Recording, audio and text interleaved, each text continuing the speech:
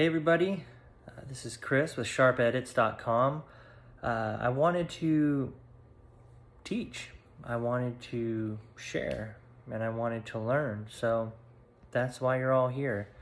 There are many different ways you can communicate visually with photographs or video, and I think that's what's really cool about it, is that during the editing process,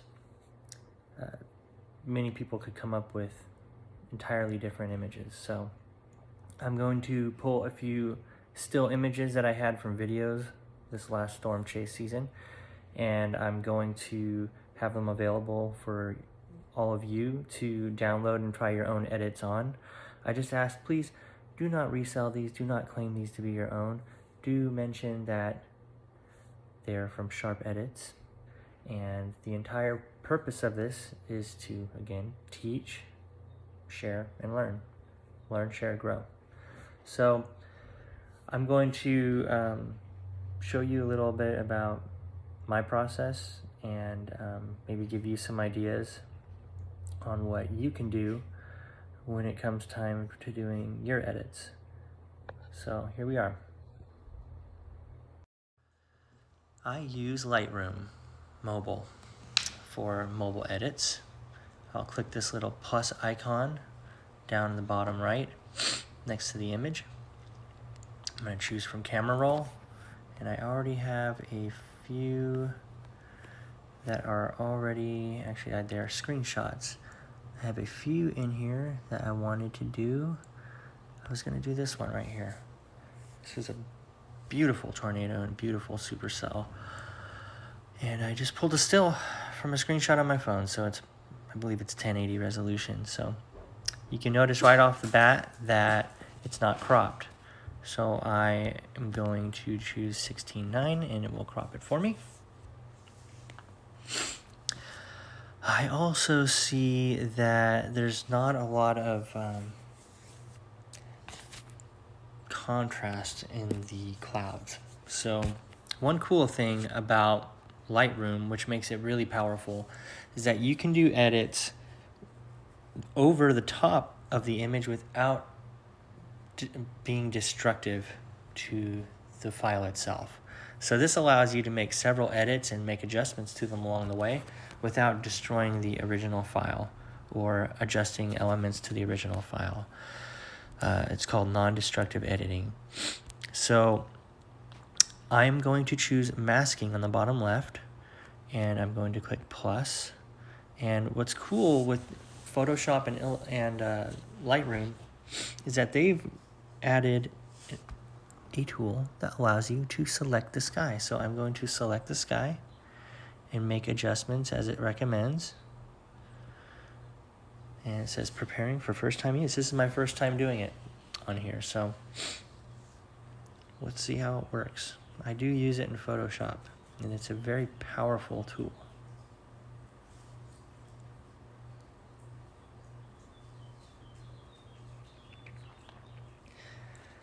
So we're just gonna wait here and see what it does for us. My dogs are joining us. Hey girls. Okay, create. Oh wow, look, the whole sky is selected, so that's awesome. So now I have all these options on the bottom: light, color, effects, detail, optics. I specifically want to start with some of the basics, and so I like to typically adjust highlights and shadows early on. So you see what happens here. There's lights and highlights and shadows. Contrast is very powerful as well. You see that? Kind of a hack though, I'd say, for a lot of people shooting clouds, is under the effects tab, dehaze. Now you'll notice if you crank it all the way to the right, you get a lot of contrast, a lot of saturation. That means, by saturation I mean the colors get stronger. So I'm not one to make things look over exaggerated, but I do like to bring out details. So I'm going to probably step it up to about right here. And since the colors are a little too rich for my liking, again, and not looking natural, I'm going to take the saturation down. So saturation allows you to saturate the colors or desaturate the colors. I'm going to step it down just a little bit to keep it natural. Now, at any point during your edit, you want to compare it to how it looked in the beginning. You click and hold. So that's the beginning, how it looked, and this is where we're at now. Notice the difference in contrast. I feel like the foreground is taking away from the scene. So this scene is the story of this scene is a tornado. And, you know, there's a lot going on in the foreground with the grass and the dirt and the little shrubs. So what I'm going to do is I'm going to darken the foreground so the viewer's eye is not drawn towards it. This is a real simple concept when it comes to photography, but very powerful one. We're trying to tell strong visual stories. So again, this story is about the tornado and the storm. So I'm going to tone down the foreground. So I'm going to push masking. I'll show you again. Masking on the bottom left. I'm going to push the plus. I'm going to do a linear gradient. And then I'm going to click and drag. So I'll bring it to about right here. And we could always make adjustments in the future if we see it's not perfect. That's fine. I'll maybe tilt it a little bit. There we go. Now I'm going to bring the contrast down. So you see contrast up, makes the darks darker and the lights lighter. I'm going to bring the contrast down just a little bit. Because again, I don't want the viewer to be looking at the foreground. I want them to look at the background. That's the story. So I'm going to eliminate any distractions.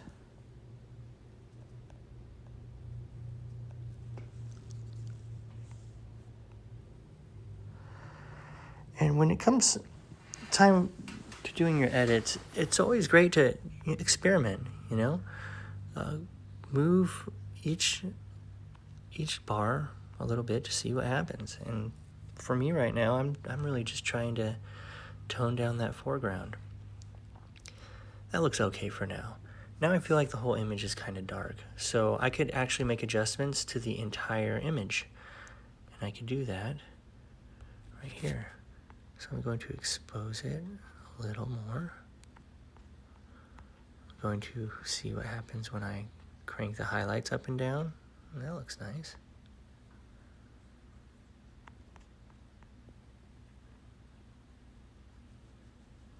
I want it to look natural. That's my goal. That's my style. I want it to look natural.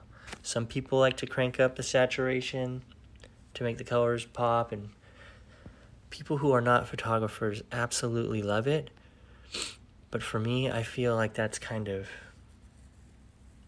it's kind of like adding sugar or salt or fat to something to make it taste good. I don't feel like it's the approach for me. Let's see. I'm adjusting whites right now. I'm adjusting black. So I'm clicking and holding on the image now to see where I came from. That's where I came from. This is where I am. Already some more details on the main part of the image. You see though, there's a lot more brightness in the upper parts of the cloud. I really want to bring people in to the tornado. So one simple way I can do that is to simply crop, right?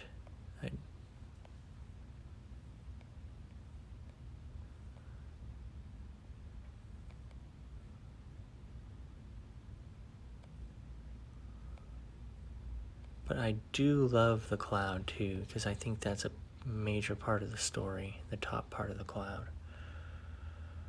I feel like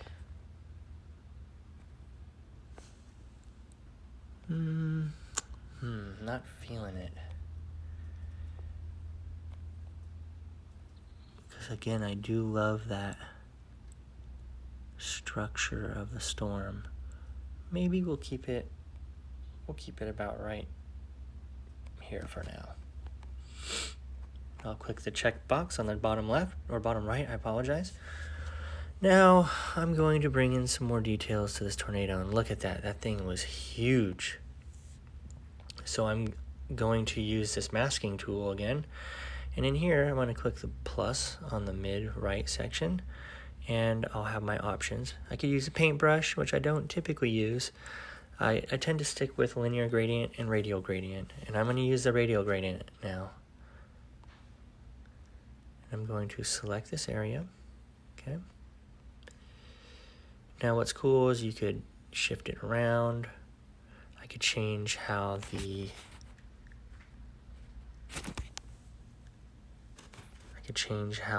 feathering is, like if I want it to be more faded or if I wanted it to be a crisp circle. So that red area is showing the area we're going to edit. So I'm going to feather it just a little bit more because I want it to be subtle. I don't want it to be really obvious that I made a lot of changes here. Okay, that looks good. And now I'm going to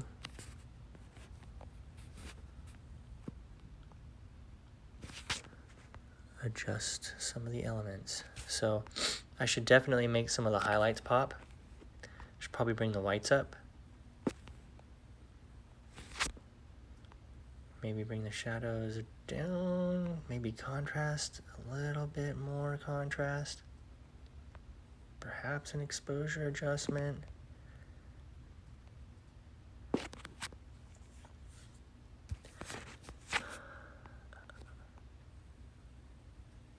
Again, I want it to be natural. Effects, dehaze. So this is like the little hack for a lot of people trying to get more details. But again, you have to really keep an eye open for those saturation issues. And I notice that it tends to cool the colors. That means make it more blue versus more yellow. So you have to take that into consideration. If you crank it up too high, you see all those dark blues, you may want to tone it down with adjusting some of the blacks or shadows, or even warming it up with adjusting some of the blue hues to make them more yellow. Okay, that's better. Let's take a look. Okay, it looks like I brought the brightness up a little too high.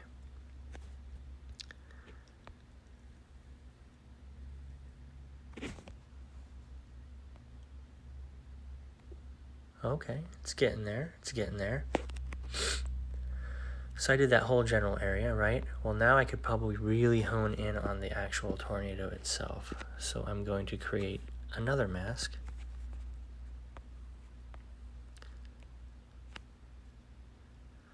Radial gradient. And I'm going to really hone in here. I'm going to adjust the feathering to make sure it's not going to be super obvious to folks. Because again, we want it to look real. We're bringing out the details. That's what we're doing. And we're trying to make it look real. That's my personal approach.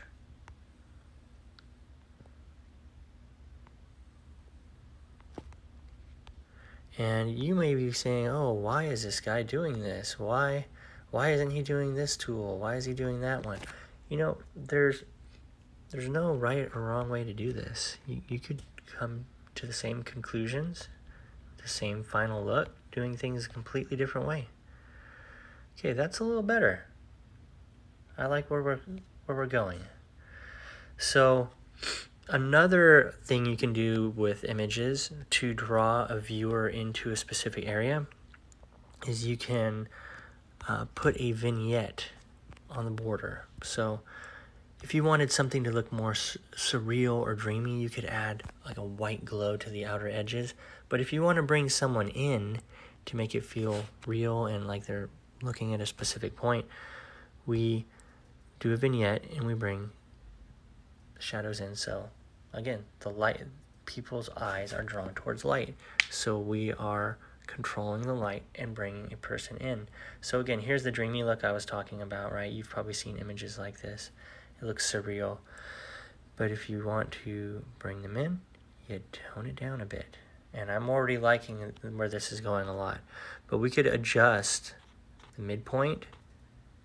We could adjust how round it is.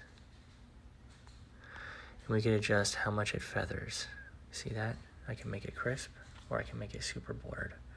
I'm going to meet somewhere in the middle.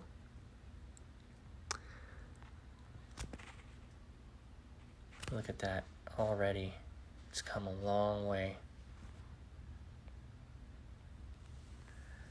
That's looking good. I feel like I may have taken it down a little too much. There we go.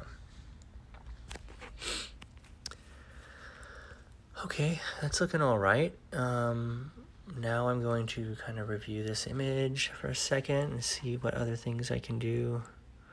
Another thing people like to do, especially if they're doing clouds, is adjust the clarity. So check this out. You see that? It's kind of like that dehaze tool, right? It kind of makes things a little more crunchy. But if you get really close in on the details, you'll see on the horizon that there's that white edge. You see that? That's one thing that happens when you take clarity a little too high. You start to notice along the edges that you get that look. So just be careful how high you crank that up. Wow, that's looking pretty good. Well, I think for the sake of time, I'll keep this video where it's at, and I will actually save this image as is. Actually, you know what? Before I do that, I typically had a histogram on here. Okay, let me go to settings. I believe there's a way I can see histograms, but you know what? I'll do that another time.